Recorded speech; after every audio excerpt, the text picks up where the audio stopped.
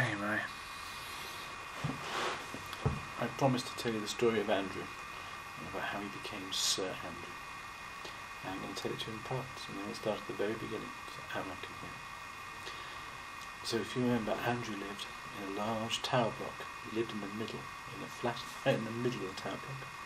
People lived above him, people lived below him, and when you looked out of the window, you saw other tower blocks all around. And that was where Andrew lived. And he lived with his family. And every day he'd come out to get the lift down, get in the bus, drive to school, have school, get back on the bus at school, come home, day in, day out. That's what he did. And then one day he was a bit late coming out of school, and he saw the bus leaving school, and he thought, went to the bus and went, oh, I'm going to have to wait 15 minutes now until the next bus arrives. And as he was standing there, another bus came round the corner, a different bus, a bus which had a K1 on the front, and it drew up next to him, and he noticed that the bottom bit of the bus looked quite normal, but the top bit of the bus was much taller than it is normally. There didn't seem to be anybody sitting on it, just the driver. The doors opened, and there was the man, the driver, in his tweed jacket and a flat cap on his head, and he said, "Hello, Andrew, jump on board and I'll drive you home." Now, two things went through Andrew's mind. One was, never talk to strange people, and certainly never get on a bus or into a car with them. Second thing was, how does he know my name? So he said, "How do you know my name? And I'm not getting on that bus with you, I don't know you." And Harry laughed and said, "Yes, quite right, you're quite right, you shouldn't get onto a bus with strangers.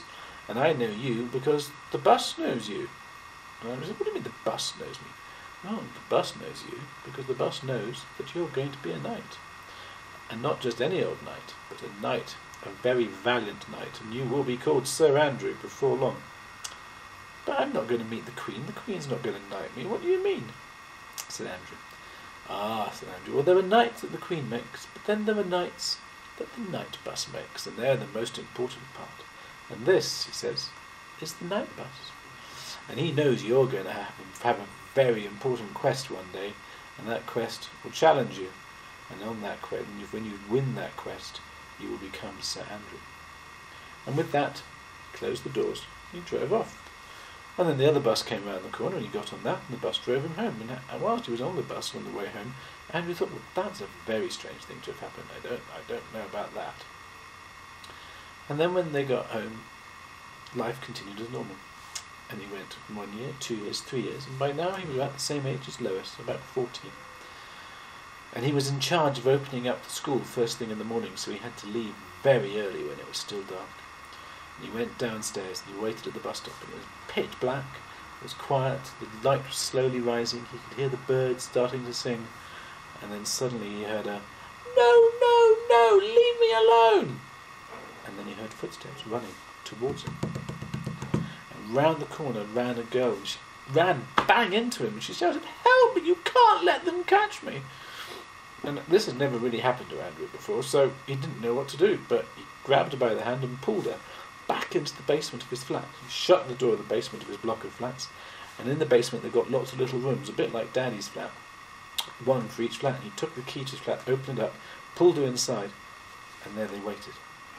And then they heard a on the outside door into the block of flats. "I swear I saw her go in here. I saw this door's just closed. Come on, kick it down, kick it down."